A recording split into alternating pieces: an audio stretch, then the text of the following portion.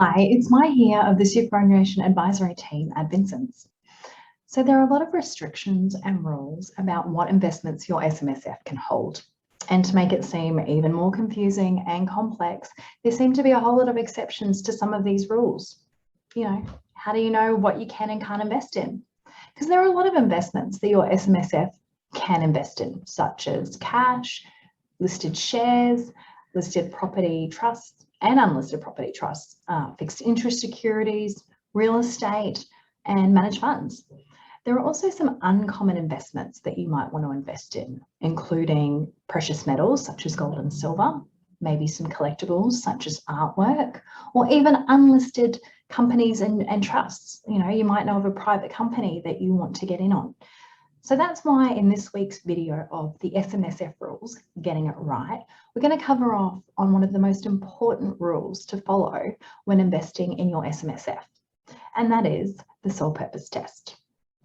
Now, the sole purpose test is the most important rule that SMSF trustees need to follow.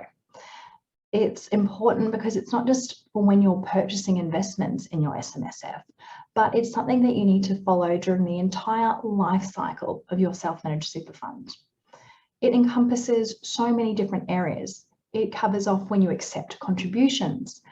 All of your investment decisions should be made with the sole purpose test in mind. When you're administering the fund, including the fund structure, you need to be aware of it. You also need to make sure that when you're using and employing the fund assets, as well as when you're paying benefits, whether they are in or before retirement, that you're complying with this test. So what is this important sole purpose test, I hear you ask?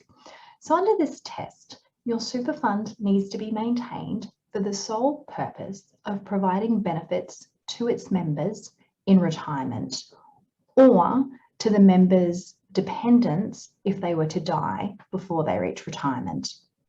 So every investment in your SMSF needs to be made with this intent, this sole purpose test at the back of your mind.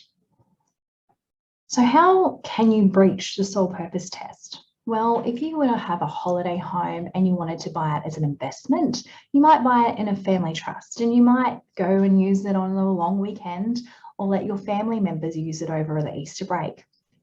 If this holiday home was actually held within your SMSF and you or your family members were to use it, right there, you've breached the sole purpose test because you're getting a present benefit out of using that holiday home. It's not being held for the sole purpose of providing a benefit in your retirement.